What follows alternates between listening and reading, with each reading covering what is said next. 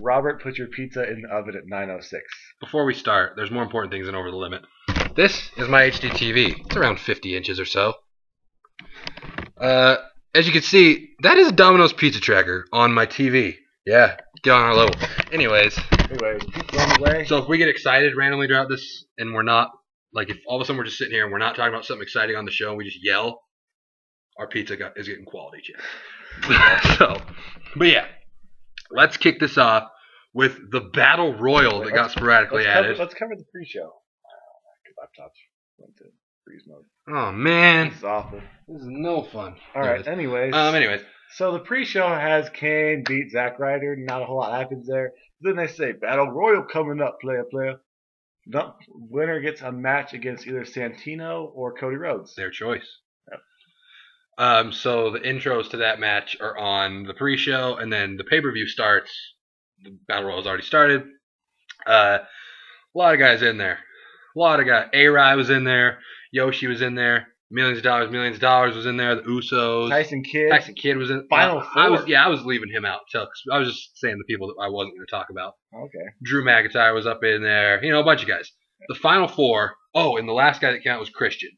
Flip the switch. Regal was in there. Yeah. The Final Four was Miz, Tyson Kidd, Christian, and David Otunga. It looked like the Tyson Kidd push was ensuing. We were so excited. He was going nuts for a while. He was kicking everybody. He hit a springboard double drop kick. Who does that? Tyson Kidd does. He skinned the cat, stayed up there, and then hit him with leg scissors. He said, "Hey, cat."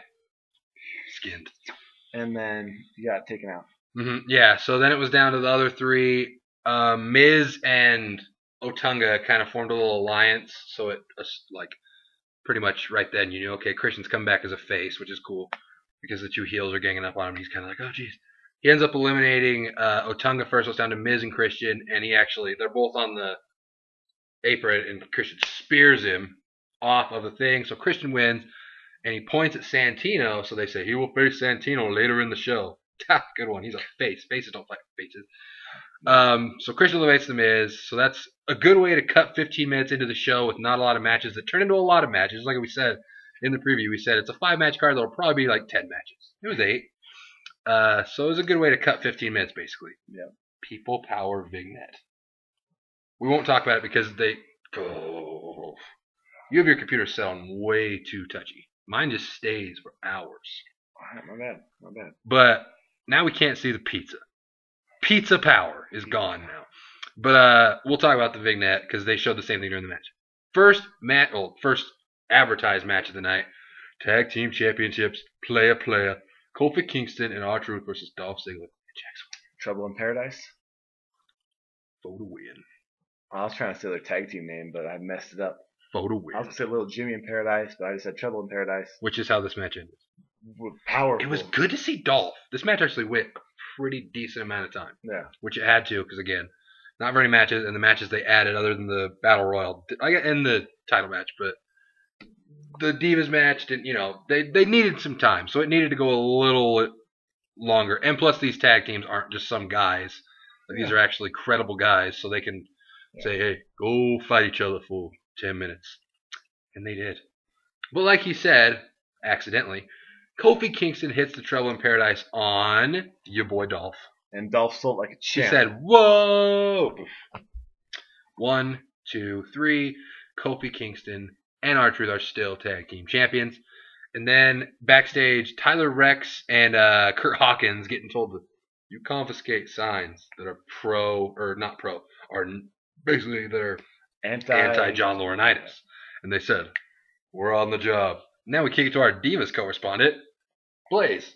Psych, he's not here. It's Jake. Oh, so Divas match was Layla versus Beth. Beth Phoenix. No Justin King. Nowhere on this card tonight. Poor guy. Anyways, this match, probably one of the best Divas matches they've had in a while. And I keep saying it all the time. But that's a good sign. Yeah, a lot of roll-ups, a lot of different things. It didn't feel like it was going to end a minute. So Layla retained. Mm-hmm. Hopefully they didn't bring back Karma yet. Hopefully they bring back Karma for SummerSlam. Who knows what they're going to do. All I know is the Divas are starting to get a little bit of a storyline. Maybe Not so much, maybe not so much. Well, I guess so. I mean, they're actually connecting and not moving different. We don't know who it is. Exactly. But yeah, Layla hits the neckbreaker for the win. Then we get the lead in to the World Heavyweight Title match. Randy Orton with, was it Matthews? It doesn't matter. Yeah. I think it was Matthews because he was like, "Hi, Striker. I love my life." It was either Striker or I know Matthews did one of the interviews. Oh, Matthews interviewed Punk, so I think this was Striker. Yep. But yeah, talking about Orton and Orton, they showed the SmackDown thing, which is good because not a lot of people watch SmackDown. I still haven't seen this week's SmackDown, to be completely honest. So this was good to see RKO's ensue. He said, redhead kids love me. But in fact, they don't. They don't. So Orton's basically talking, and then he's talking about how, Sheamus got a cheap win on SmackDown, but he's not going to tonight. Jericho rolls through, gets involved, says, "Hey, Randy, I loved your match because you guys were stupid and beat each other up. Well, I was just posted like, hey, I ain't trying to get hurt, dough." Nah. So that was just basically saying this is the next match. And it was the next match. Fatal 4-way. Woof, woof. This match, I mean, I was excited for this match, and it was better than I was expecting. It exceeded expectations. Yeah, it exceeded expectations. There was, it's a fatal 4-way, so it's not going to all of a sudden, right from the jump, be, whoa, this is sick. They have to set it up, get everyone a little injured so it's believable that two guys can be out while two guys fight, and then they keep... Yeah. You have to build it up a little bit at least. So, but once they got to the point where it was all, everyone was done doing their things, and it started one sequence where Orton hit a clothesline, scoop slammed Jericho, scoop slammed Sheamus. Del Rio comes in, grabs his arm, gets into an arm breaker. Jericho kicks Del Rio. He tries to get him in the arm breaker. Turns into the walls of Jericho. Sheamus goes for a brogue kick, ducks. Code breaker Sheamus. Orton RKO's him. All this crazy was going on. We're like, what?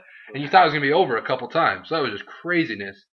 But then, do you remember how Orton ended up getting, how did he get out of the picture? What did he get hit with? Brogue kick. Yeah. He did get brogue kicked. I was trying to think of how. Yeah, he got brogue kicked and then fell out of the ring. Yeah, so Orton gets brogue kicked, which set up the end, which the two guys in the ring were Sheamus and Jericho. And Jericho finally gets a win. Oh, you mean he didn't? No, he came back to lose in every single pay-per-view match. Oh, so Sheamus won? Yeah. Oh. Wasn't all that exciting. It was a good match. It was a really good match. It was kind of a buzzkill. I mean, like I said, it was what I was explaining to him during the match. I want Orton to win. I'll be happy if Jericho wins. I don't want Del Rio to win. And I don't want Sheamus to win, but it's not like I was really mad because I had convinced myself I knew he was going to win. I can't. Deep in my heart, I said I know he's going to win this. So I wasn't super mad, but I wasn't happy. Yeah, I was happy with the match itself, but at the end it was kind of like a buzzkill. It was exactly like the Rumble. The Rumble match was so sick, and we were all excited. And then Jericho lost. It's kind of like, oh, Sheamus beat Jericho. Yep. So. It was just kind of the same feeling as that. Let's see if they can build him up to get a good reaction, though. Christian got a bigger face pop than him. Love Christian. Oh, yeah. Orton's reaction compared to Sheamus's? Sorry, Sheamus. You're still the number 3 babyface on SmackDown behind Orton and Bryan. Yikes. I think he's actually number 4 behind Christian, I'm going to say. Yeah, that's true. Christian is on SmackDown. And he has the big gold belt. And it doesn't mean anything because people just don't buy in. Do we buy in? No. We don't buy in. I don't at all. Nope. And then you get... Oh, this is where we get the Intercontinental title match announced. Eve and Cody Rhodes are backstage. Cody Rhodes basically just talking down Christian. Christian's lucky he didn't pick me because I'm way better. He's going to make a great U.S. champion, though. And Christian rolls through. He's like, what are you talking about? It's like... Let's talk about how great of a U.S. champion you're going to be. I actually changed my mind. I think I'm going to go after the Intercontinental title. And Cody says, man. So the match is switched, and it's changed to Cody versus Christian for the belt. Where the peeps at? Where the peeps at? Where the peeps at? Hey. All right. You talk about Miz, Brodus Clay, and the opening of the Miz while I go to the computer. All right. So the Miz comes out. Oh, the pizza's on the way. Oh, snap. All right, so The Miz walks out, and he's just like, why do you guys like Brodus Clay? Blah, blah, blah. It doesn't make Stupid sense. dancer. And he goes, I can dance too. I'm the best dancer in the WWE. And then he hits the Thriller dance to his own theme song. And then take that, Funkettes. Yeah, take and Brodus Clay comes out. Funkadactyls. 7-minute match or so. More Yeah, offense than Brodus Clay's got Yeah. against him, and he still won. Yeah, Clean. Brodus Clay wins. Again, Yeah, expecting it, so it hurts a little bit less. yeah, it's another one of those matches where I want the Miz to win, but I knew he wasn't going to, so it's not like it really hurt my feelings. Yeah. There's difference when you can come to that acceptance before the match starts. Yeah. It's not like if Cena would have beat Punk at Money in the Bank, we would have been very devastated and rioted. I don't think I would have watched wrestling. Yeah, it's matches like this we kind of, you can prepare yourself for it. And this obviously isn't on the level of that. I was just saying. Exactly. That's the only match I could think of that we would have flipped out. We flipped out pretty bad for Night of Champions where Triple H went over Punk. And then he's going over Brock, isn't he? Let's see here. We have Brock Lesnar, guy that only came back for the money, says, as long as you pay me as much as I want, I have no problem losing to guys. That doesn't bug me. Against a guy who winning is everything to him, does not put anybody over, and is driven on the fact that he thinks that if he wins a wrestling match that is predetermined, he is the best fighter in the world. Oh, he's winning. Oh. But yeah, then we get... Let's start accepting it now. Oh, I know. I've already accepted it in my heart. Yada. So, see, here's my logic. If you accept it in your heart that Triple H is going to beat Brock Lesnar, that slim thing that if Brock does win, it's going to be jubilation. Yeah. But, yeah, so then this is good. It actually followed up on a thing from earlier. Rex and Hawkins were actually in the crowd taking away signs. So it's not just like, man, that's funny. They're going to go take away signs, and we never see it. We actually see them ripping up signs. Pretty awesome. Hashtag hilarious. Then we get the Intercontinental title match, Rhodes versus Christian. What happened? Rhodes and Christian put on a great match, and Christian ended up hitting the kill switch and winning. And Christian is new Intercontinental champion. Yes. So they're going to build off this. Hopefully. Maybe they might propel Rhodes up to be number one heel on SmackDown, because there really isn't one. Because Del Rio versus Sheamus, Orton, Sheamus, one of those two is going to happen, but it's going to be Rhodes after that, most likely. Hopefully, it's Rhodes, Orton. Rhodes, Orton at SummerSlam, and they can finally rehash the legacy thing. And a returning Ted DiBiase Yes. helps Randy Orton. Okay. Because everyone would expect him to help Cody Rhodes. Yep. All right. Orton. Anyway. But yeah, Christian won. Match was good. Yeah, I liked it. It was quality match. And Christian, he's looking for the peeps again. He's a face, guys. We can cheer. That's good. Cause before the Battle Royal, I said I want to see a returning Christian, and they had the last guy come out, and it looked like it was the end. Who was the last guy? Regal? Yeah, I think it was Regal. We were cool with Regal. Like, oh, okay. And then he gets in the ring, and they're acting like it's going to start. And then, get out! And I said, flip the switch. Ran over there. I literally ran over there. I almost hit my head on that thing. It was very devastating. But yeah, so good to see Christian back. Hashtag championships. Hashtag flip the switch. The switch. Tonight we found out that move can actually be hit. Hashtag Randy Orton. Yeah, only when he's a face. And then we get... This is where I was thinking of Josh Matt interviewing Punk, just talking about the match, whatever. But then what was surprising, and the only reason this was surprising is because it didn't lead to anything, was AJ showed up. AJ was there. So, I mean, it wasn't confusing when it happened, but it's confusing now, seeing as it didn't lead to anything. I think, I don't know. Punk is kind of just like, yeah, whatever. And I think they're kind of like... Yeah, Punk kind of had a funny reaction. Yeah, he was like, not really care what's going on. And AJ's just like, good luck, Punk. I hope you win. He kind of looks around like, he's kind of walks away like comic books. I said, yes, just like comic books. Yep. But she loves pizza. And then we get the match that most of the internet was waiting for. Oh, wait. This one's for the belt that's ever had a golden belt. All right. You should do that on camera. Oh, this one's for the belt, though. Oh, this one's for the belt. That's our song. If you guys want to sing This one's for the girls. We make it cool. This one's for the belt. It Trust actually me, makes it cool. happens a lot. It does. But we get this match. Finally, we get this match. The pay-per-view. Punk said if you would have told Vince McMahon 10 years ago that main eventing one of his pay-per-views would be Daniel, Bryan, and CM Punk. Who the hell are those guys? CM Punk does a great Vinny match. Better than I do. Oh, well, it's CM Punk. What are we to expect? We can't compete with that. Oh, he has, yeah. Anyways. We get the match. 25 minutes, I think you said? 25 minutes, yep.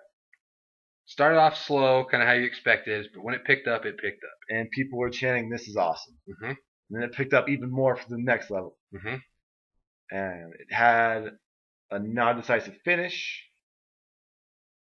CM Punk retains, so they can continue this.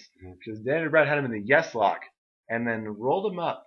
Punk rolled it. Punk rolled it. Yeah, Punk rolled back, and then 1, 2, 3, and then right before the bell rang, Punk tapped. But Daniel Bryan was pinned beforehand. It was crazy. There was a whole lot of moves in there. There was surfboard mixed with figure 4 leg locks, mixed with stomp to the face, mixed with chest stomp, mixed with that thing he did where it looked like he was going to do a surfboard. He just hucked him to the ground. Daniel Bryan's face said, "Burn." Yep. It was wild. Painful. One of the more wild matches you'd ever see. So asking you, because you were looking forward to this probably more than I was, because this was my favorite guy, Rock, you know what I'm talking about, nowadays, against your favorite guy. Yeah. But this was technically like your dream match because it's your top two guys against each other. Exactly. So did this match live up to what you were wanting it to be? Oh, yeah. Or what is the thing here? I mean, I could see this being a main event later on and getting, 30 minutes, 35 minutes, and a full storyline. Yeah, because it was 25 minutes, which is long, especially for nowadays standards, and it didn't drag. Like, it didn't feel like just end already. Like, it kept you interested, which is good. Crazy, yeah. But I think later on they're going to have that upper echelon, Pantheon 5-star match. Maybe at SummerSlam. I don't know if it can last that long. That's a lot of pay-per-views. Maybe they take a break and rehash it at some point, but because SummerSlam, that's like. Just do it at Money in the Bank. Might as well. The year anniversary. Yeah, Punk. Last year they both were synonymous with two of the best matches on the card. Yeah, so just say that could be their pay-per-view. At the end of the day, though, it met every expectation I set because I knew it. Since it was second to last one, I hoped it wouldn't have a clean finish. Hoped it would continue on because I'd rather see this program over other stuff. I'd rather see these guys build up. And at the end of the day, this is going to be a huge moneymaker for them if they can find a way to make it so we know stream it. Mm-hmm. Hashtag whoops. Yeah. Well, I don't feel bad because what the other stuff they gave us was so it's not like actually the stuff they gave us they gave us 3 good matches. The main event, I mean. Oh yeah. Like if we would have, I mean, we did pay for that, and we're pissed. We're pissed because we paid for it. This is stupid. I want my $50 back. Yeah, my T-shirt. Yeah, this sucked. I just want my T-shirt. Fucking lemonade stands. Fucking sue them.